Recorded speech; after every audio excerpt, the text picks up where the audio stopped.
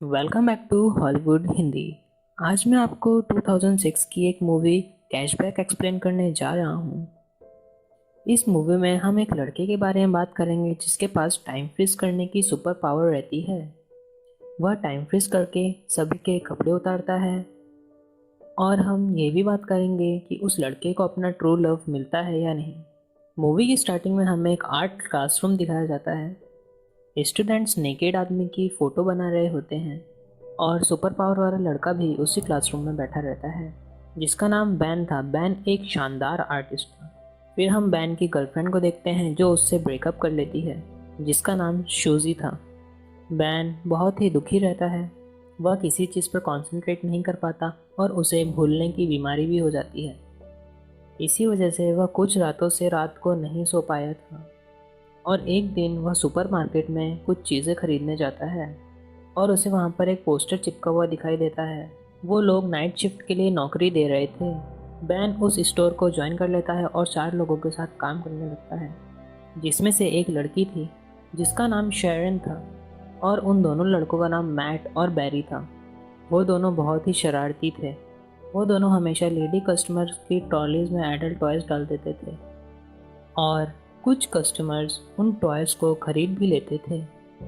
जब बैन ने शैरन को पहली बार देखा था तो उसे पहली बार देखते ही प्यार हो गया था और शैरन भी बैन को पसंद करती थी। बैन को अकेला काम करना बिल्कुल पसंद नहीं था और वह अपनी जॉब पर कंसंट्रेट बिल्कुल नहीं कर पाता और इसी वजह से बैन टाइम को फ्रीज कर देता है और सभी लोग जहाँ पर खड़े रहते हैं वहीं पर फ्रीज हो जाते हैं और बैन सभी को देखने लगता है और बैन उन लोगों के साथ कुछ भी कर सकता है।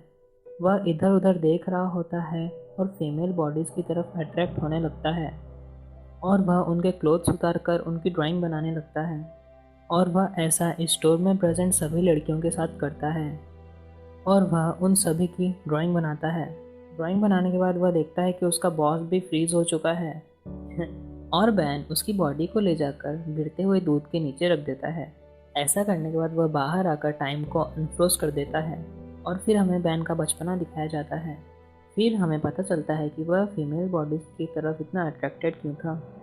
एक लड़की हमेशा फुली नेकेड बैन के रूम के सामने से निकलकर अपने रूम में जाती थी और बैन को यह सब देखकर बहुत ही मज़ा आता था और बैन हमें उसकी लाइफ के बारे में बताने लगता है।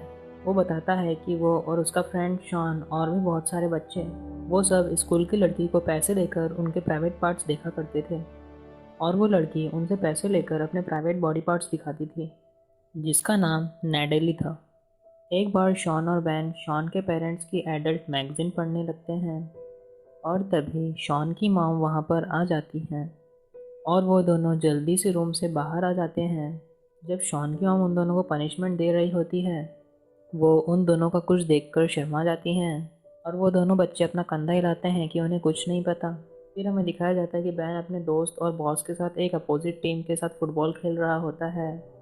बैन की टीम बहुत हार्डवर्क करने के बाद भी सारे मैचेस हार जाती हैं और तभी एक प्लेयर बैन के बॉस को बॉल से हिट कर देता है। पर तभी बैन टाइम को फ्रीज कर देता है और वो रेस्टरूम में जाकर अपनी ड्रिंक पीने लगता है और वहाँ पर वह देखता है कि टाइम फ्रीज होने के बावजूद भी एक आदमी मूव कर रहा है पर वह उसका चेहरा नहीं देख पाता। फिर बैन को पता चलता है कि कुछ लोग रुके हुए वक्त में भी मूव कर सकते हैं। फिर बैन जब टाइम को अनफ्रोज करता है तो देखता है कि बैन की बॉस के नाक से बहुत ज़्यादा खून आ रहा है। फिर हमें दिखाया जाता है कि बैन और शेरन एक दूसरे को डेट कर रहे हैं। डेट के बाद बैन शेरन को उसके घर छोड़ता है और शेरन बैन को गुड बाय किस देकर अंदर चली जाती है। अगले सीन में हमें मैट और बैरी को दिखाया जाता है जिनके सामने एक हॉट गर्ल खड़ी थी। वो लड़की उनसे एडल्ट टॉयज परचेस करती है। उन दोनों का रिएक्शन देखने लायक होता है। फिर हमें दिखाया जाता है कि बैन के बॉस ने अपने बर्थडे की पार्टी अरेंज करी थी ताकि वह हारे हुए मैच के गम को भुला सके और वह सभी स्टाफ और कुछ गेस्ट को बुलाता है और शैरन बैन से पूछती है कि क्या तुम आओगे तो बैन हाँ कर देता है। शैरन के दिल में जगह बनाने के लिए बैन को ये गोल्डन अपॉर्चुनिटी लगती है। बैन के वो दोनों नॉटी फ्रेंड बैन को कॉल करके बोलते हैं जो कि एक प्रैंक कॉल रहता है कि तुम्हें एक आर्ट गैलरी में बुलाया गया है, प्लीज़ जल्दी से जल्दी विजिट करो। बैन इस बारे में शैरन को बताता है और वो दोनों पार्टी की तरफ जाने लगते हैं। वो दोनों पार्टी में एंटर करते हैं और देखते हैं कि यहाँ पर बहुत सारे लोग थे और उनके बॉस ने एक स्ट्रिपर भी बुला रखी थी। बैन को स्ट्रिपर को देखकर थोड़ी चिंता होती है। उसका नाम नैडली था। यह वही लड़की थी जिसे पैसे देकर बैन और शॉन उसके प्राइवेट पार्ट्स देखते थे। बैन की एक्स गर्लफ्रेंड भी पार्टी में प्रेजेंट थी। उसका नाम सूजी था और उसने बैन से मूवी की स्टार्टिंग में ब्रेकअप कर लिया था और अब वह बैन के बॉस के भाई की गर्लफ्रेंड थी। सूजी बैन से पास्ट के लिए माफ़ी मांगने लगती है और फिर सूजी बैन को किस करने लगती है। बैन को कुछ समझ नहीं आता और वह सूजी को धक्का दे देता है।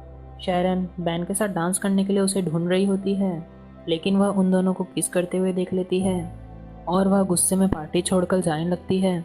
यह देखकर बैन टाइम को फ्रीज कर देता है, क्योंकि वह टाइम को रिवर्स नहीं कर सकता, इसलिए वह टाइम को फ्रोज कर देता है और कुछ समय बाद टाइम को वापस से अनफ्रोज कर देता है। बैन शैरन के घर में उससे माफ़ी मांगने के लिए जाता है, लेकिन शैरन उससे बहुत गुस्सा थी। वह उससे चिल्लाकर जाने के लिए कहती है और गेट बंद कर देती है। अगले दिन बैन को शैरन कहीं दिखाई नहीं देती, जिसका मतलब उसने बैन की वजह से अपनी ये जॉब छोड़ दी थी। बैन को बहुत चिंता होती है। उसका आर्ट गैलरी में जाने का समय हो जाता है। बैन प्रैंक कॉल को असली समझकर आर्ट गैलरी में चले जाता है। ओनर बैन को कहता है कि मैंने तुम्हें इनवाइट नहीं किया, लेकिन अब तुम यहाँ हो ही तो तुम मुझे अपनी ड्राइंग्स दिखा सकते हो। और आर्ट गैलरी का ओनर बैन की ड्राइंग देखकर बहुत ज़्यादा ही इम्प्रेस हो जाता है और ओनर उसकी ड्राइंग के लिए एग्जीबिशन अरेंज करता है। बैन अपनी दोस्त शैरन को भी आर्ट गैलरी में इनवाइट करता है। शैरन आर्ट गैलरी में आकर चौंक जाती है जब वह खुद की पेंटिंग्स को दीवारों पर टंगा हुआ देखती है। वह सारी पेंटिंग्स बैन ने बनाई थी।